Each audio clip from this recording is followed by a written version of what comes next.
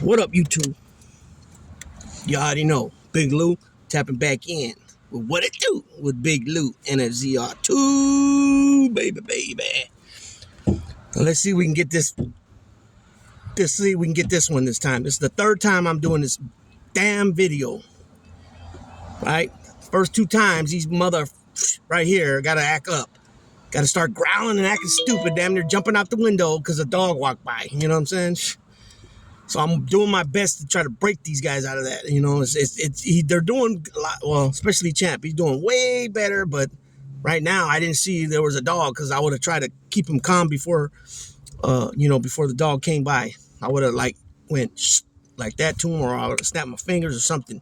And he's getting way better. He's getting a lot better. And the funny part about it is that when he's growling or barking and growling, his tail's wagging. You know what I'm saying? So he don't want to fight or nothing like that. He just wants to, just curious to see what's up. You know what I mean? But anyways, as you can tell from that thumbnail, today, New York, Manhattan, New York City, the trial began, right? So it hasn't actually began yet. I mean, it's just a form of speech. A way to describe it. Today was the start day of the jury selection and all that. Last I heard, it was around lunchtime. They still hadn't started the jury selection because of the things they were going over in the morning, which, from my understanding, they tried to have him recuse himself again, disqualify him, which he straight denied it right from from my understanding, from the jump. This is the third time now they've tried to disqualify Judge Juan Merchan, saying conflict of interest, which there is no conflict of interest. The first time was about a year ago. The second time was about a week ago, and now today. In my opinion, Judge Merchan is highly qualified to run this court, run this trial without prejudice, no bias, none of that. Matter of fact, he's even made he's even ruled on that he is not going to allow the Access Hollywood tape to be played in his courtroom, and he's not going to allow the prosecution to mention anything about Melania recently giving birth to Barron during this alleged affair that led to this hush money payments. So if he was so crooked and all that, he would not have even touched those things, right? He feels that if he allows any of that to come into the courtroom, that it's going to confuse and mess up the jury from making a straight up unimpeded. They'll be able to come up with a righteous decision off the evidence that's produced by the prosecution. In totality with the witnesses and all that, compared to if he allowed them to bring these two things in, that it would just taint the jury from what they're hearing, and they would get confused and not understand what the actual legality of the charges are. Whatever his daughter's job is, that's her job, not his job. And it's a whole nother state and all that stuff. It just makes sense. But I will say this, I've said this before. All that Trump is doing with his lawyers and all that, that's his rights. As being a defendant in the criminal court, those are his rights to produce evidence, to dispute evidence, to cross-examine, to file motions, to I don't know exactly all the verbiage for the legal system, but they can dispute things from being brought in as evidence, and also ask for things to be brought in as evidence, exhibits and stuff like that. So I want to make this clear. At no time am I like, oh man, he's doing this, he's doing that, it's not fair, they shouldn't be doing this, he needs to hurry up and go to jail. No, I'm not thinking like that at all. Whatever him and his attorneys can do to delay and detour, trial and all that, hey, that's open game. They got that action. You know what I mean? I never thought that he was going to be found guilty, and that was going to that's how he's not going to become president again. No, I believe, just like I still believe now, that he'll be beat at the ballot box, just like before. But another thing, I keep hearing all this two-tier justice system, blah, blah, blah. And it's coming from, like I mentioned before, Mike Pence. I heard it a few weeks back. Now I heard it today from Katie Britt. These are people that, not only have they never been in trouble like that on that type of level, if they have, which I don't think they have, but they're not even ex prosecutors or ex lawyers, period. So to say there's a two-tier justice system, but yet this guy hasn't had to use, he hasn't had to bail out on any of these cases. 4 different cases, 4 different places: New York, Washington, D.C., Atlanta, and Florida. He didn't have to post a bond for any of it to bail himself out. Second of all, he's got gag orders that he keeps violating. You know what I'm saying? I swear, if that was me, I would be picked up before I even blink my eye. You know what I'm saying? They'd come out and get me. So, and I'd be placed in custody. I'd be placed in the county jail pending trial, right? That won't happen with him no matter what. Because there's it's not just because, but when I mean by just because, it's because the Secret Service is involved. How's he going to be in jail with the Secret Service? What are they going to do? Stand outside the bars?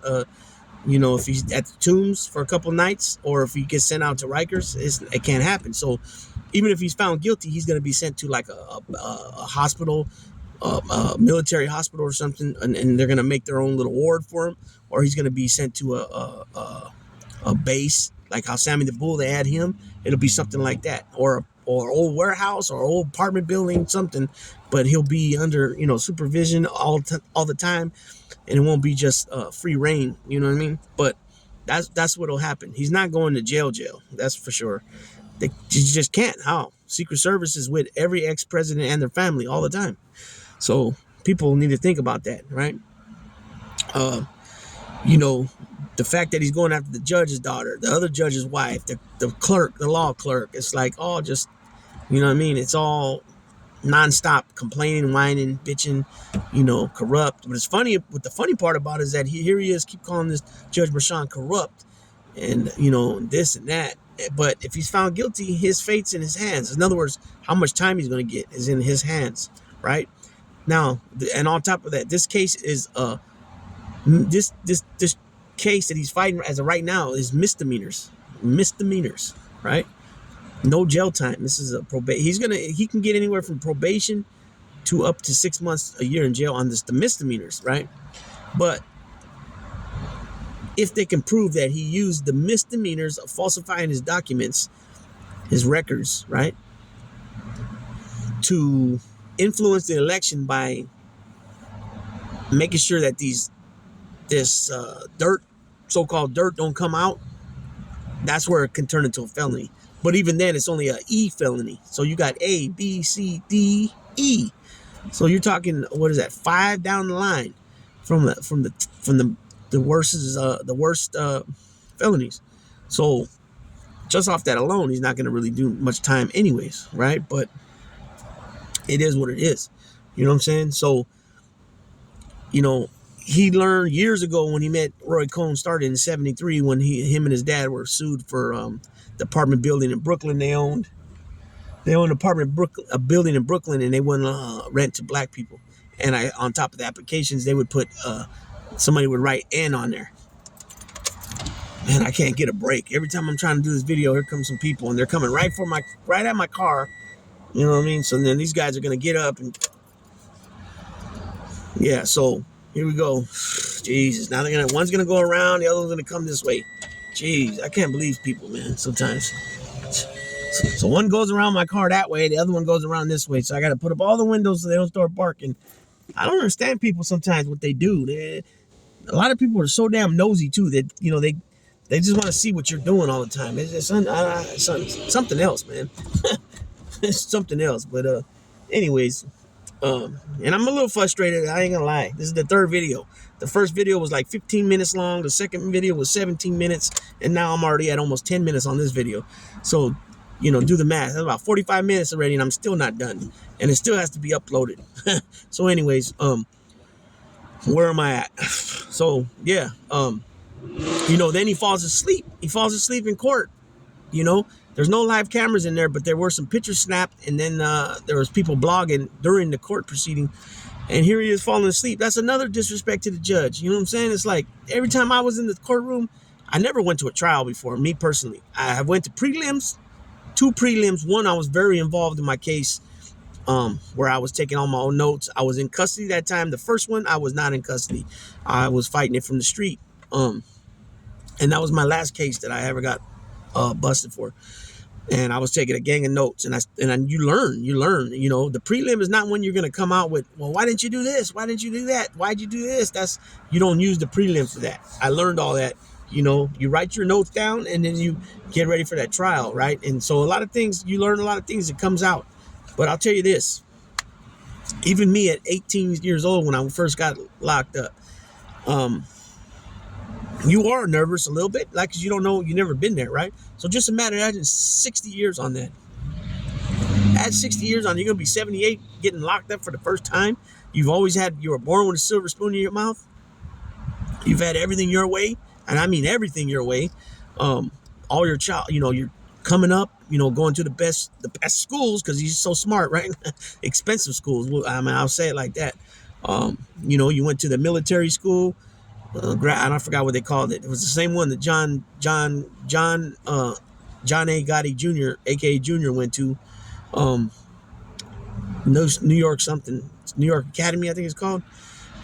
Anyways, you know, anything that came his way that was any type of trouble, just, you know, write the check and boom. So he learned from Roy Cohn that when you win even when you're being sued, if you're able to pay it off, you know, pay it in a sum, you're winning. You're still winning, right? So that's what he's been doing for a lot of years, right? Getting away with anything, and then bullying people, you know, and then bullying them where he can use it to blackmail people, you know what I'm saying, in certain industries, in certain areas, and certain all that, right? Because he's considered an elitist, right? So there's the 3Ds is what he learned from Roy Cohn: deny, delay, deflect, or deny, delay, distract, right? So whatever combination of the three you want to use.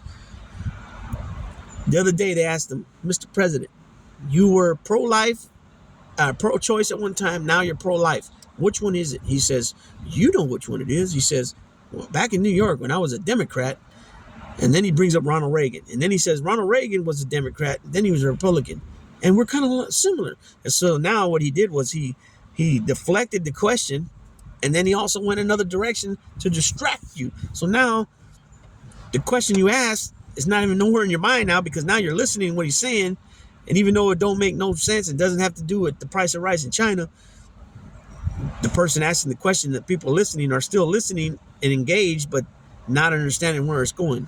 You know what I'm saying? And this is what he does. If you go back and watch his any interview or anything where he's challenged on anything, on some type of view or anything like that, that's what he does every time.